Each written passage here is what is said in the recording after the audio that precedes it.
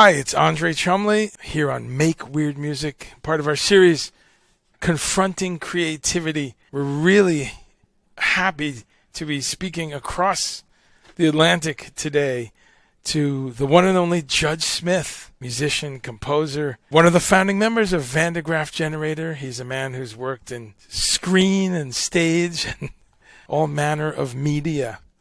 And we're here to talk to him about some of his new work. How are you, Judge? I'm very well. I'm very glad to be here. Nice to see you, Andre. Good to see you, sir. And let's start a little bit with how you're doing. And then I know you're in Glastonbury, England. I'm in Glastonbury, England, and I've just returned from my first trip to central London since the whole pandemic kicked off. And I was there recording piano and vocals for the new album. So, it was exciting getting out of Glastonbury for the first time in 18 months. And it was fine, but you lose your city smarts, A whole other thing with the masks and distancing and all that. Yeah. So this is exciting. So we'll talk a little bit about that. So this is an upcoming album, of course, right? Yes. Yeah, new album. Since we last spoke, you've got the CD of the Garden of Fifi Chamois. How do you pronounce that? Yeah, the Garden of Fifi Chamois, which is a Chamois. Well, I guess it's a soundtrack album. A few years ago, I put out a DVD movie called The Garden of Fifi Chamois, which was a film of my girlfriend's garden over the last year, where we were at her previous house, where she'd built, with some small help from me, a very magical garden, a wonderful, surreal garden. And when we knew that we were going to move, I from my house, her from her house, and meet up together in Glastonbury, we made a movie of the last year of the garden of this house, and with all the changes and strange things going on, strange mystical figures appearing, and us making the mosaic, because the whole garden is covered in broken china mosaic, in homage to Gaudi in Barcelona. So that was the movie, and people liked it. That was very nice. Still available, by the way, as a DVD. But I got some pressure to make it into an audio CD, and I didn't like the idea very much. It's music for a movie, But I listened to it for the first time without the images. And I thought, oh, hang on, this could work. A little bit of editing here, a little bit of editing there, a little bit of remixing here and there, and it'll make a really nice CD, an audio piece. And so that's what we did. And that's this album, the music from the Garden of Fifi Chamois. Well, that's great. Wonderful little instrumental pieces, which you can tell are very evocative and picturesque. So I'd love to see the movie someday. So we'll circle back to that, and but this is great because of course we're here to talk about another album too, the Solar Heresies and Lunar Sequence. But before we come to that, tell me a little bit then of this upcoming project, so we can be very current on what you're recording now. Oh yeah, the new album. It's called Old Man in a Hurry. Yeah, it's a good phrase, one I've heard about politicians and writers and people doing stuff frantically before they get too ancient to do it. And I don't know if I'm in that category or not. I probably am. But anyway, that's the title of the album. Old Man in a Hurry. And it's quite strange. I think it definitely fits into make weird music, because it's pretty weird. But it's exciting. It's still exciting for me, Andre, to do this stuff. I still get very hyper and up about it.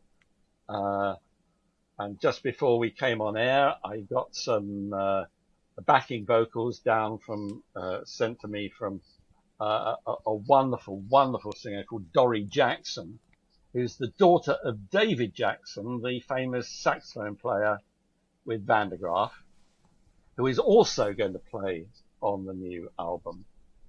But his daughter is an extraordinary vocalist. She sticks to backing vocals, but it's very high level stuff indeed. And just before coming on air with you, she'd sent me some rough mixes of stuff she'd done for a track. So I'm very thrilled about that. So it's all coming together in an exciting way, and it should be done well in time for Christmas. The thing I'm not sure about. Well, that's great. The thing I'm not sure about, Andre, is the hip thing to do now is to put it out on vinyl. And I don't know if the people who like my music are going to go for vinyl. It's young people really like the vinyl these days. And I don't know if my demographic, if that's the right word, are prepared to shell out for for the vinyl version. So I'm going to have to do some research before I commit to pressing it in vinyl. It's a tricky one because vinyl is it's a niche thing, I think, or niche, however, because it's costly for the artist to press those up, and there's not as much profit margin. I think it's great that you've got a very comprehensive Bandcamp, and I always applaud artists of any age, but definitely somebody who's been working with music for so long as you have, and we're going to make sure people have all the links for that, because all your records, it seems, are on Bandcamp, including the very new ones. And that's just such a fast and compact way to get the music and to support the artist directly. I like Bandcamp, Andre, because they let people hear everything once or twice before it shuts down and you have to buy the thing, which is good. And also there seems to be a tradition that people pay a bit more than the asking price if they like the artist. And that's very nice. Obviously I like that when it happens. But yeah, it's a good site, I think, Bandcamp. Agreed. No, we're big fans of it. Make weird music. You touched on so many wonderful things in that answer about the new album. And first off, great to hear that you're working again with your dear old friend David Jackson, but also Next Generation, his daughter Dorrie. Did you say Dorrie Jackson? Dorrie Jackson. Yeah, a fabulous vocalist. Dorrie. A professional vocalist. Dorrie is the name. Dorrie. Yeah, Dorrie. Yeah.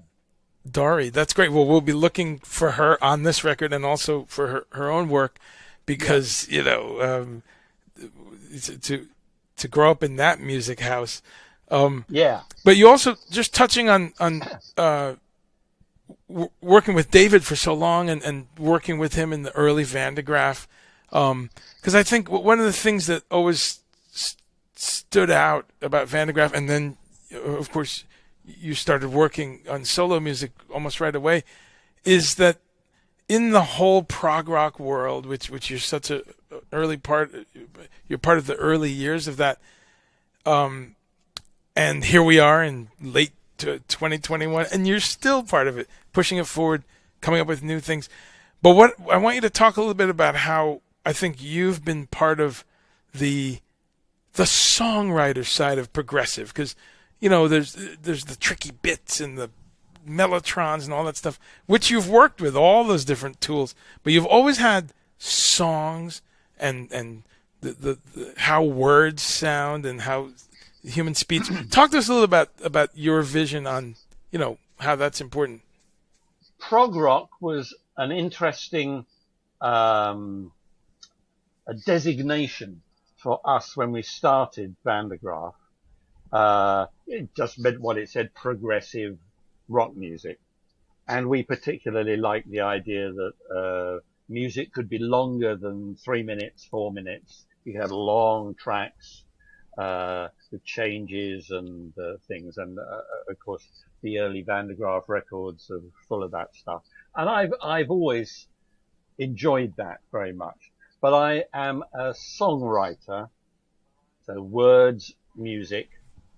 And if those happen to fit together in a pattern to tell a story, that's great. But the whole prog rock name is interesting because there was a phase, which has passed now, when prog rock referred to a style of music. It was a style of music that sounded like Yes, sounded like Genesis, sounded like Marillion. And now it's broadened out more towards its original, the original idea of being progressive rock music, which could be anything. It could be jazzy, it could be folky, it could be all kinds of things. And that's a very good thing. And I'm very happy that prog has become much wider than it was, say, 20 years ago, a very narrow field with a sound, the sound of mellotrons and so on. And if it wasn't that, it wasn't prog. And it's very nice that that has changed it's more closer to its original the original idea of progressive music, experimental music. That's great, and I love hearing that because that's my feeling too. I love all those other bands you mentioned, but it did seem to narrow in and kind of like it's got to have a mellotron, it's got to have the acoustic guitar intro, all these things. And you know what I loved about Van der Graaf and Bebop Deluxe and Gentle Giant and Tull is that there's all this other stuff, including melody and pop songs and kind of world music. That's great. Well, let's go right to this recent record that we love here at Make Word Music, and it's kind of two halves. The full moon keeps us awake. The full moon keeps us awake. The full moon keeps us awake. The full moon keeps us awake. I thought I had some sense, but not a bit of it. How else could I have married such a perfect shit? He lost the mortgage money on a horse. That's when I should have asked for a divorce.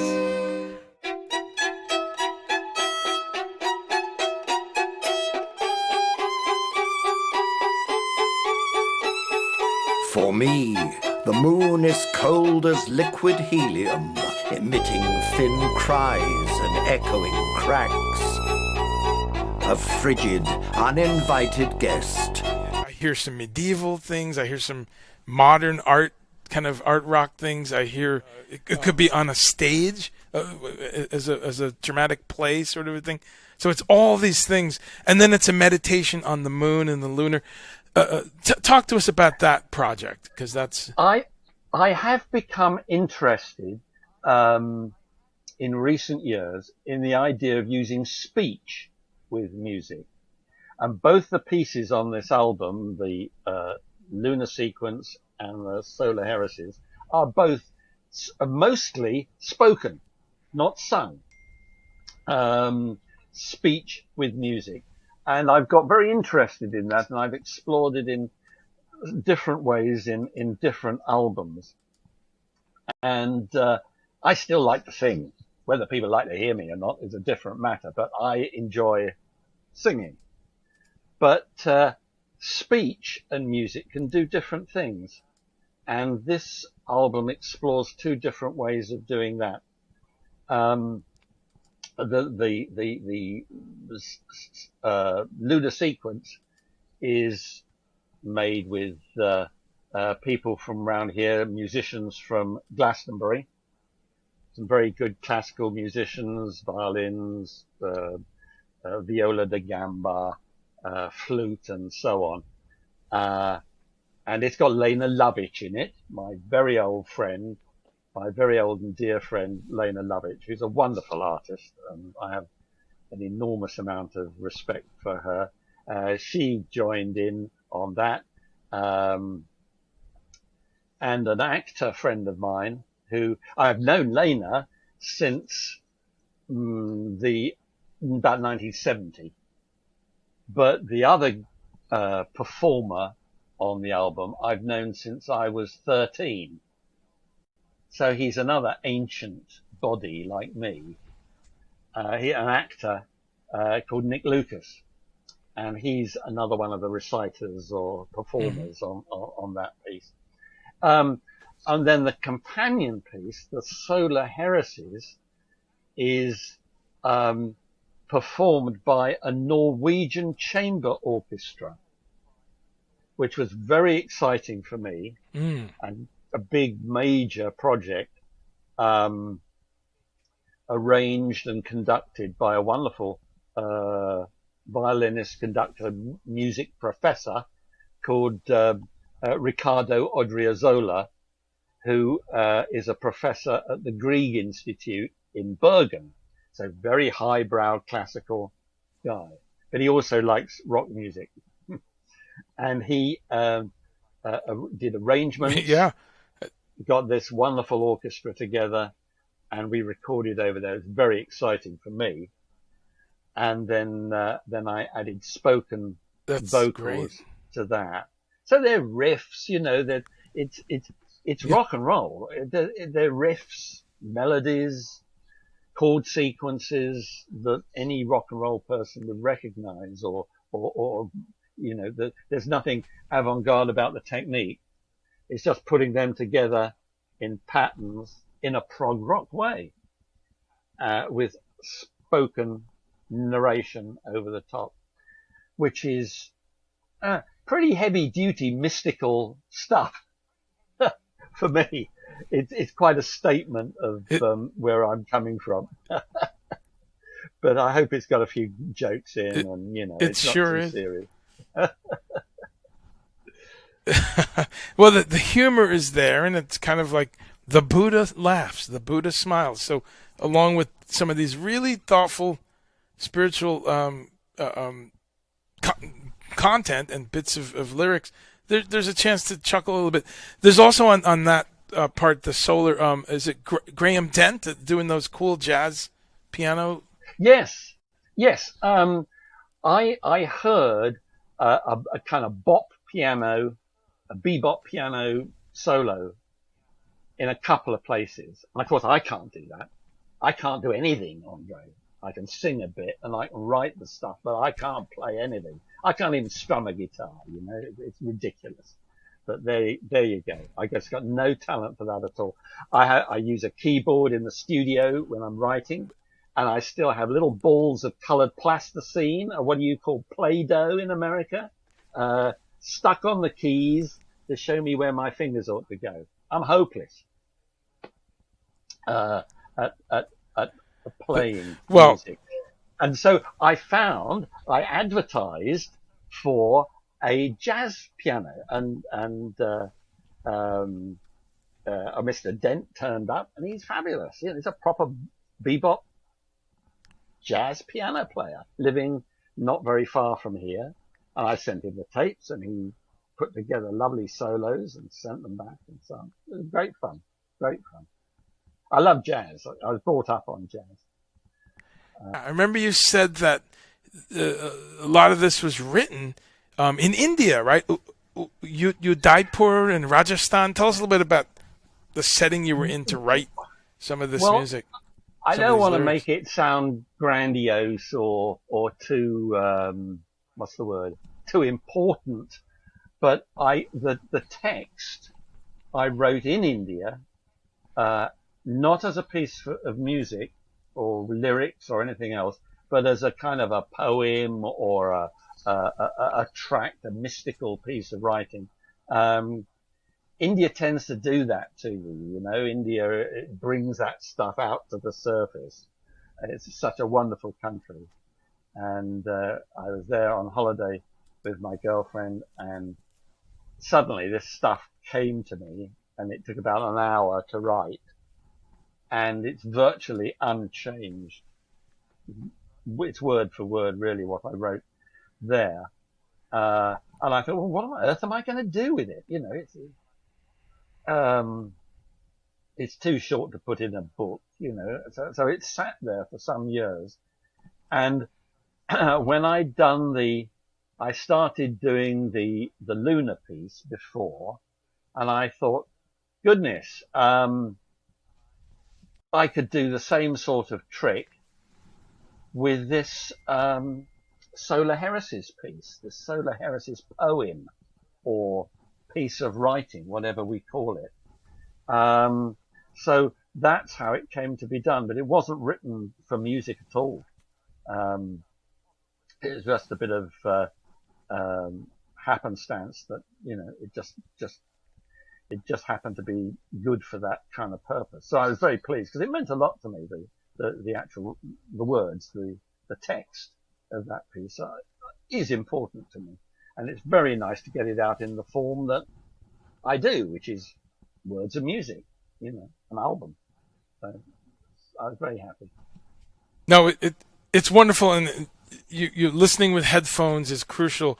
I hope people do that because it's very evocative. There's a lot of imagery that's happening, and I also love how sparse it is. I mean, it's just very, you know, acoustic guitar, electric guitar, little synthesizer, and yeah, there's not much. Basic not much there. Yeah, basic. I like to cut down less, not more. I like to reduce, boil stuff down. So if it can be done by 3 instruments instead of 10, let's have 3 instruments, not 10. You know, I've always been inclined to do that. But I'm very glad. Thank you, Andre. I appreciate that you like it. It means a lot. You're still coming up with new ideas and things in the world inspire you to write about them. Yeah, I've never really thought about it. It's sort of what I do. And if I stop doing it for a while, suddenly I'm thinking, oh, I could do this tune. Oh, I've got a tune. I can hear it. Oh, I could do this. I could have it. And we have some drums, and you know, and it starts to happen all over again. So, and I don't do it as a job because, you know, as you know, Andre, weird music doesn't make a lot of money. Let's put it like that. So I'm not doing it because I've got a career to push, or there's no record company saying, come on now, Judge, we want another CD from you. I just enjoy it, you know. If anybody else likes it, well, that's great. But, you know, there are people who like my stuff, which is very nice. And it means a lot to me that they buy my CDs, or download stuff off Bandcamp. I think it's terrific. It thrills me to pieces, and particularly when they write and say they like something. I love that. That's a real knockout. I get a lot of boost from that. Yeah, no, that is great. And you know, our audience is a mix of people who would know your music because they grew up with, you know, various prog rock bands, including VDG. But also we've got people who are just kind of inquisitive and want to learn and find out some stuff they may not know, whether it's current or over history. So I want to get into a little bit of some of the other people you worked with, not only recently, but you know, through the years. But on this record, talk to us a little bit about, Ollie Parfit. Tell us about his role and what Ollie is very good at. Ollie Parfitt is a keyboard player who specializes in Moog. I wish I could remember which Moog it is, but it's one that is, a small keyboard size, but he manipulates it all in real time. So he brought his Moog into my studio and put down his tracks, spontaneously, doing all the sound manipulation live. So he's a great musician and a regular in Glastonbury. He plays with many of the other people on the record, and he's very, very good at that stuff.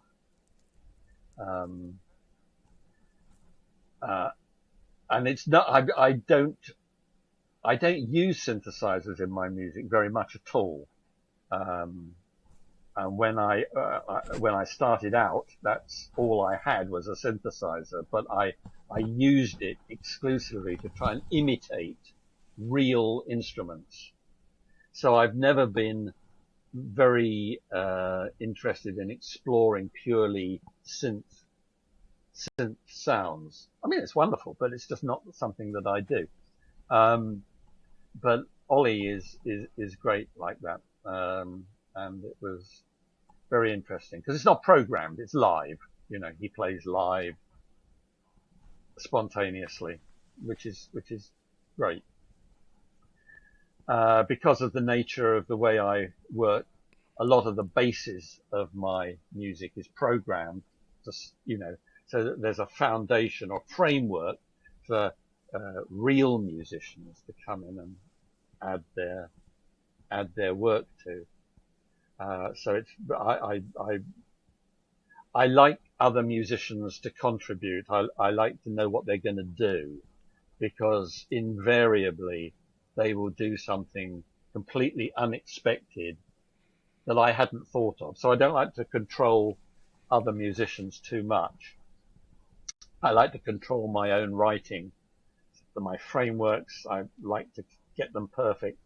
And then I say, okay, I think you'll be good on this piece. What do you want to do? And they'll say, oh, I could do this, or I could do that on a keyboard, or I could do this on a guitar.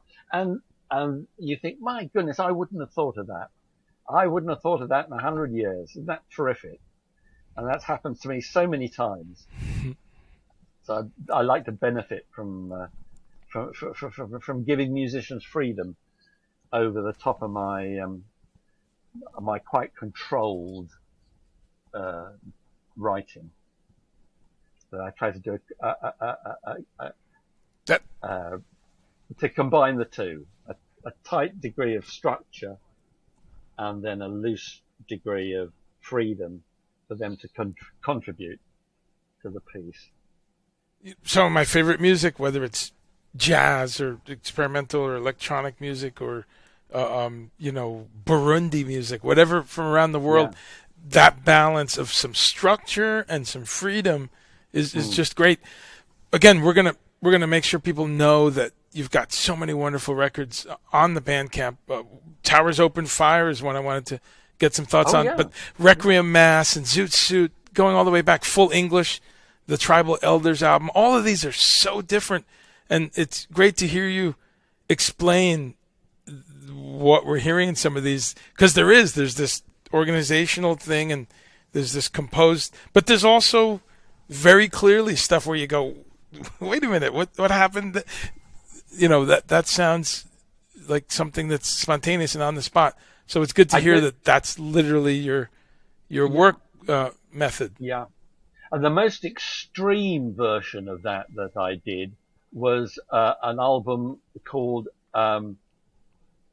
LRAD, capital L hyphen RAD, which was a collaboration between myself and an extreme noise musician in America called Steve Defoe, who had an extraordinary band called the Larry Mondello Band.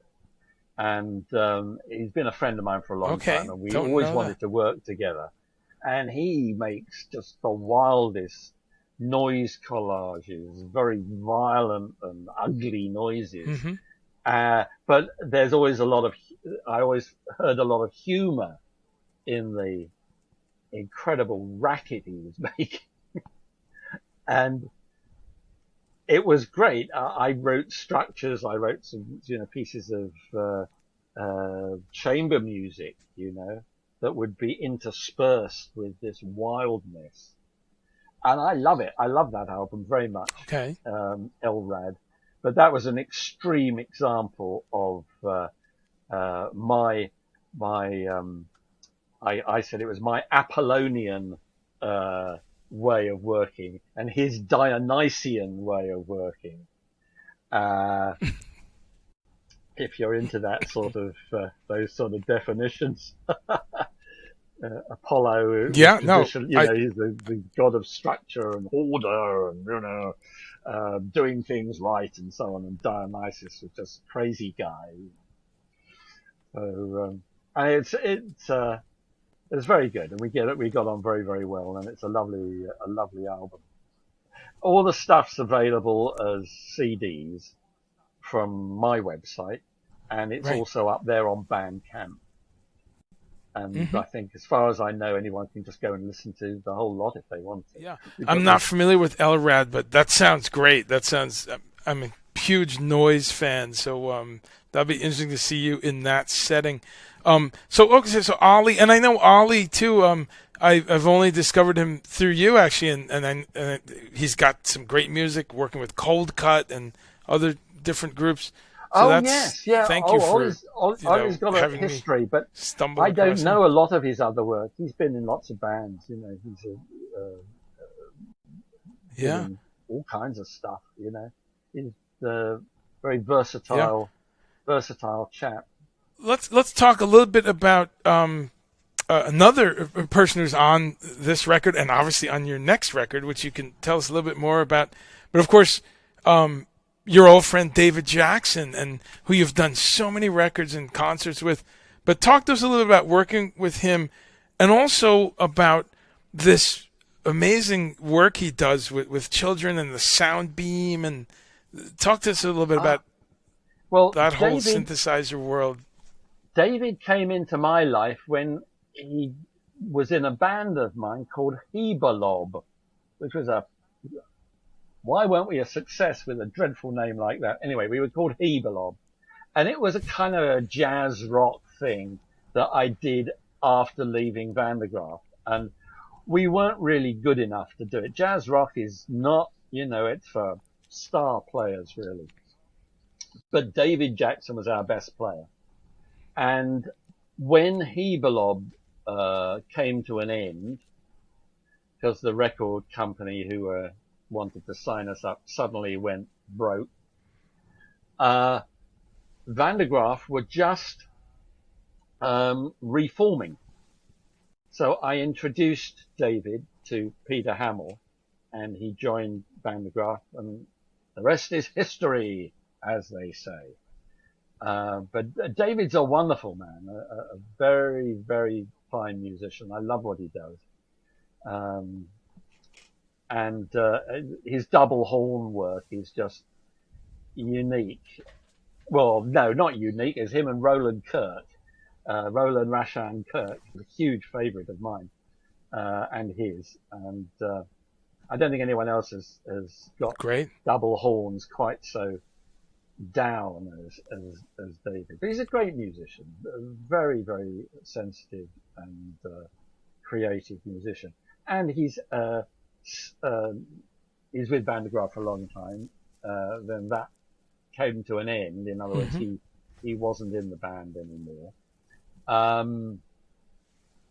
And he has done a lot of work with disabled children, handicapped children, with a system called Sound Beam, which is kind of infrared rays that if you interrupt them, they will trigger a sound.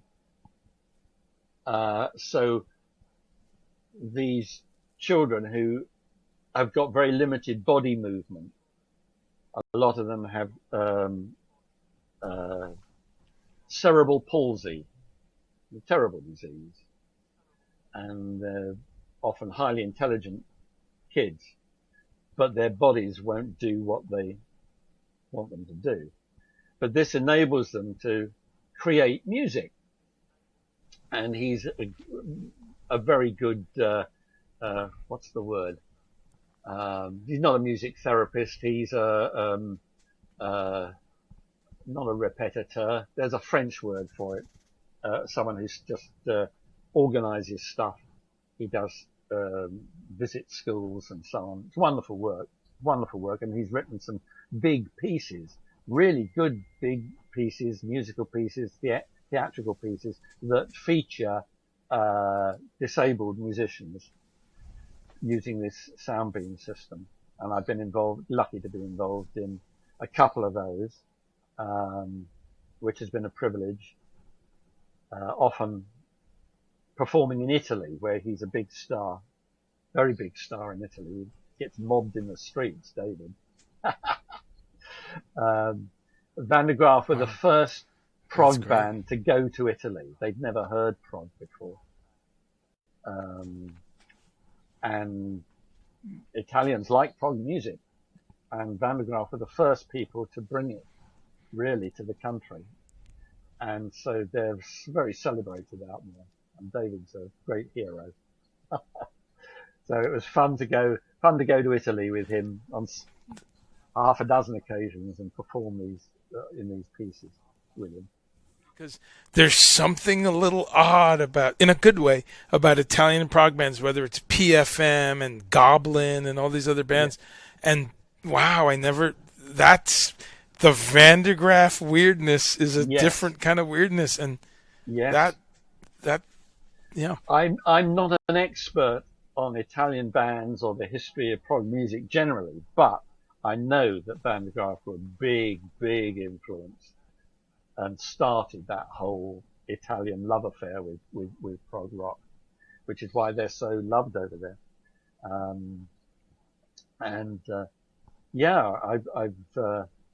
I've met some of the PFM people and vocalists and so on, and I did a nice solo show over there, which was very exciting for me. I don't do much performing because I need a band. So I perform on special occasions really only, which I love being in front of a band, love performing in front of an audience, but I don't get to do it very much. I'm not a regular gigging musician. I did my last full-on rock and roll gig with a big, loud, noisy, guitar band on my 70th birthday. And I thought, well, capering about at the front of a rock and roll band when you're 70 is just about, not. And I thought, no, I'm going to sit on a stool now, and sing like that in a more dignified sort of way. So that's my future approach to performing live.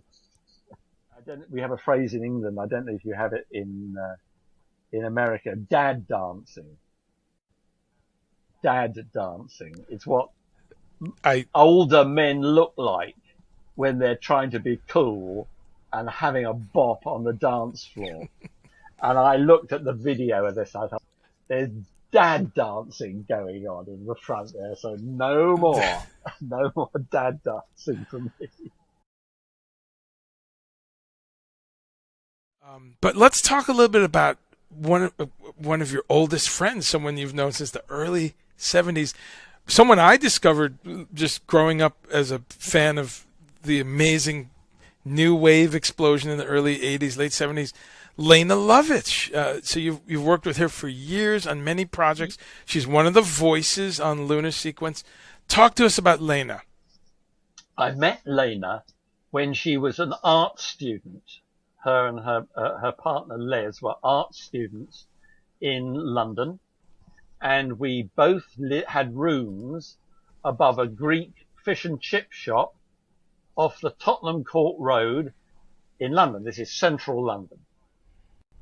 We paid £4.50 a week and then it went up to £5 a week, and we thought, wow, exploitation. And she was starting to get into music. They were starting to do busking,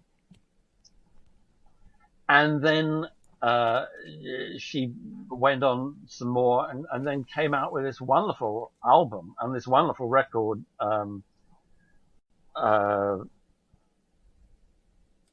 What's the name of that first single?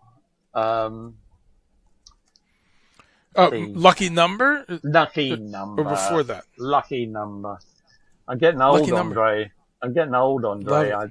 These things go. Yeah, Lucky Number. Frank Zappa said that was his favourite record of the whole year. Was Lucky Number. Wow. And she's so good. She is still performing, or well, up until this COVID business started, she had a band and was performing as well as ever. Great performer, and very, very, very nice woman, and clever. Those songs are good. They're good by any standard. They're not just pop stuff. There's some very clever musical sequences, clever lyrics, and she performs the hell out of them. She's really good on stage. There's a wonderful video of her performing at Studio 54, the famous New York disco, which is terrific. It's a terrific DVD of her performing at Studio 54.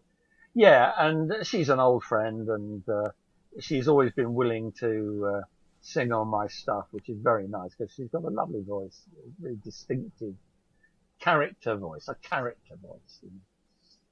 And for me, I hadn't heard her name in years, and when I checked the album out a couple months ago, whoa, Lena Lovitz, this is great. And I'd seen her name, over the years once or twice, but it was great because it caused me to go back and check out some of her stuff. I'll look for that video. But, that song, and it's great to hear Frank Zappa was a fan of that. That song, really, it still is a weird song. So we should do a highlight on it here at Weird Music. But it's got just these strange little guitar parts, and the middle eight is bizarre, and very, very wonderful and strange artist, and people should go look her up. On that note, let's again pivot a little bit to this new one that you're doing, because I'm excited about that. So you told us the basics of it. What's the title? Is there an album title yet? And tell us a little bit more about the shape of that and when you expect it to be finished. Well, the new one's called Old Man in a Hurry. And it's quite unusual. There's a lot of brass on there. Just unusual songs. They're very unusual songs.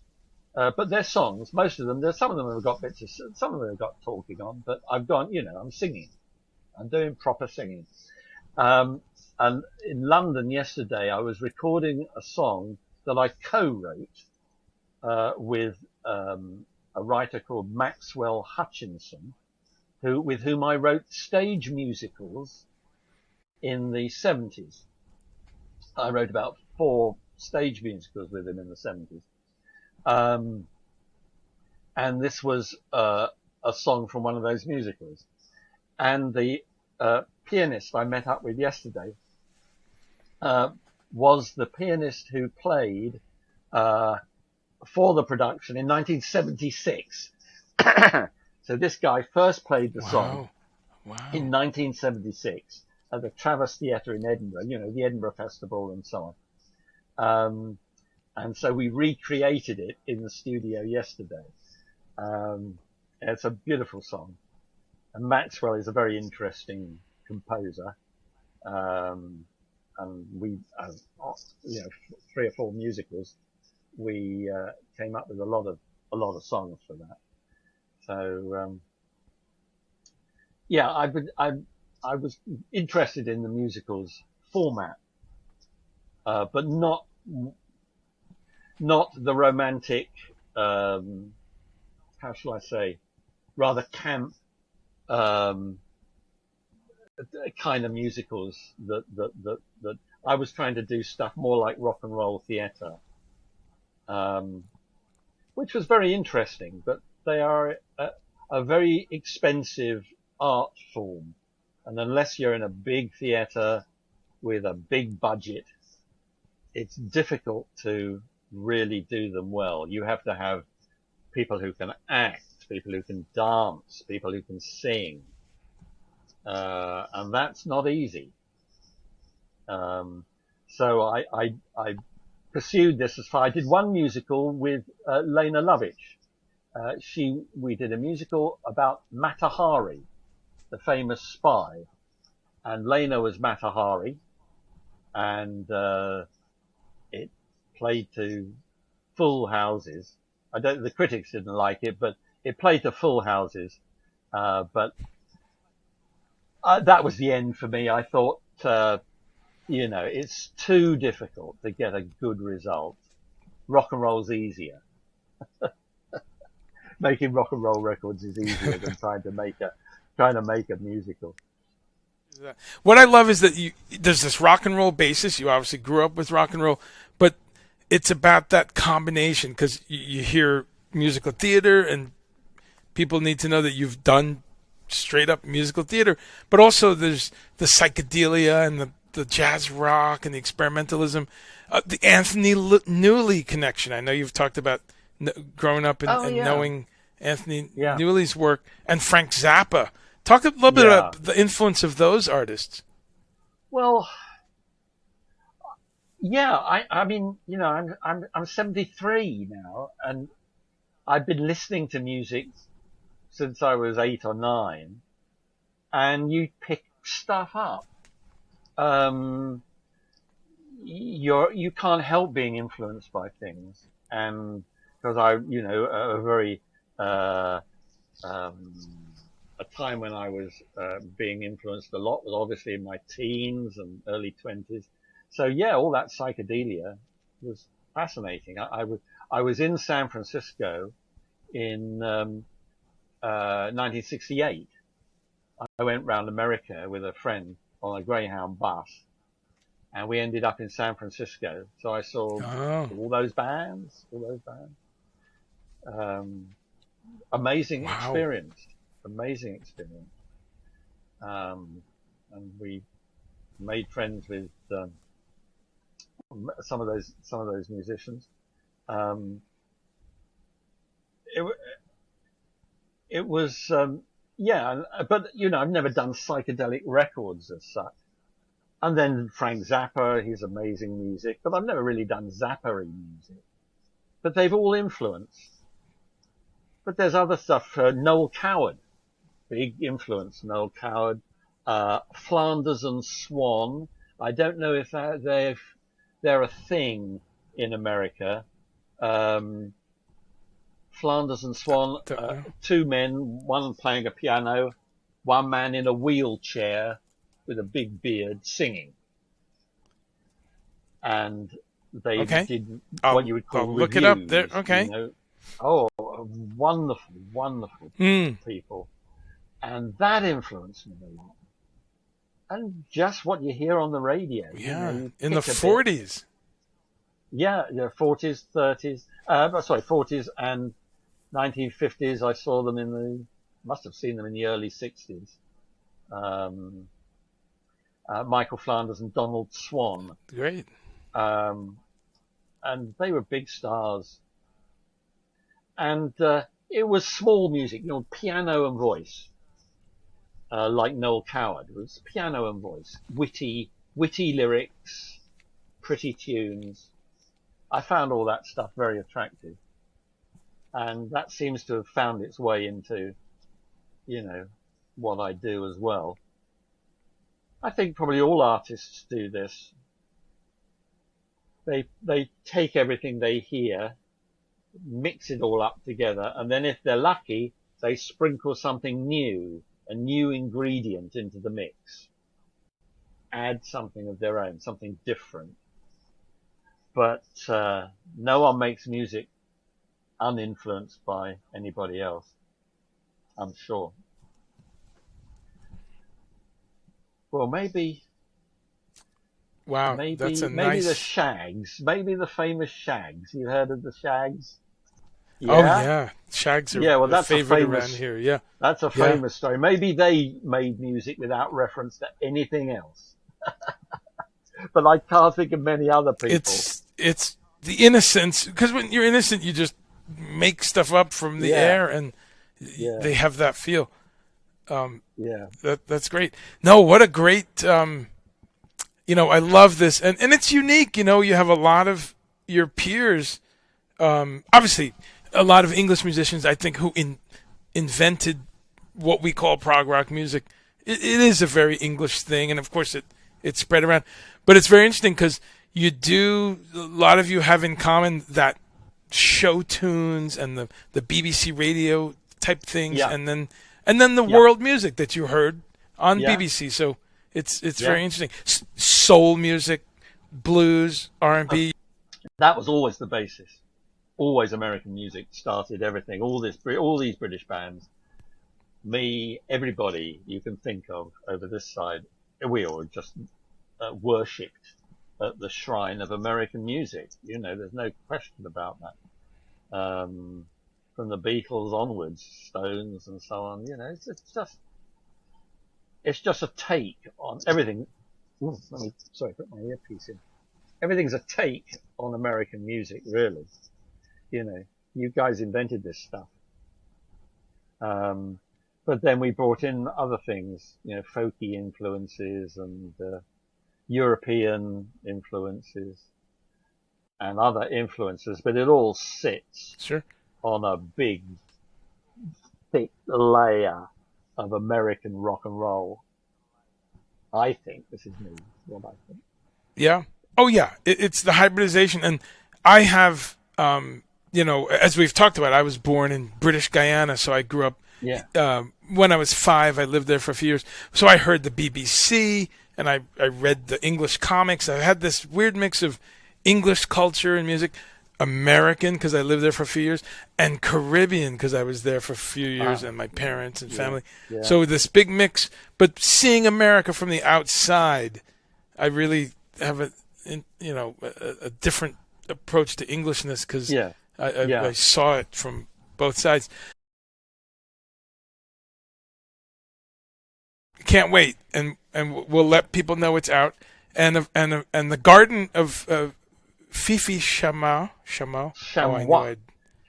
Messed It's that like up. the mountain goat. Chamois. And of course, Fifi. X at the end. It's got an X at the end. Okay, Fifi Chamois. And of course, Fifi Chamois is also does vocals on the Lunar, right? Yes, she does. She's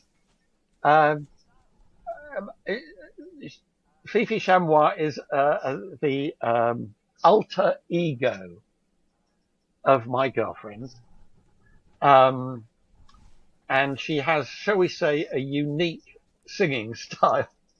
She can sing in several keys simultaneously, which we both think is very funny, and it's fun to have used her like this, a completely non-musical singer. And it amuses us anyway. Whether it amuses anybody who hears it, I don't know. But anyway, that's the story behind it. Yeah. Well, it makes for a great finished product, and we really look forward to what's coming up. Let's close with just give us a little idea of what's coming up for you. Of course, recording the album, going into London for the first time in a year and a half. But what's kind of the next? There's various ideas going in there, but until they're offered to the people they might involve, it's a bit difficult to say, I'm going to do this, I'm going to do that. Suffice it to say that I've got more music to do before I hang up my my spurs, if that's the right word. I've got some more stuff to do. Whether anybody will want to hear it or not, I don't know. But I will certainly do some more. because it's what I do. So why not? Why not? Keeps me occupied. And I'm very grateful for you giving me this opportunity to talk, Andre. It's a very Make Weird Music is a very admirable institution, and I'm delighted that you thought it was worthwhile speaking to me. So thank you. I do appreciate it. An honor, sir, and great to. I knew bits of your music. It's been great to go further and learn more, and we're gonna keep telling people about it as you keep putting music out. Thank you. www.judge-smith, that's judge-smith.com. And then also, as Andre has said, my stuff's there on Bandcamp, where you go to Bandcamp and look for Judge Smith, which is simple enough. And by doing those two things, you can get access to the whole thing, the whole lot, the whole package. Thank you. Great to talk to you. Stay well, stay safe, you and yours, and we will meet again. And you, Andre. It's been a pleasure and a privilege to speak to you. Thank you. And thank you, folks, for being part of Make Weird Music's audience. We'll see you all soon.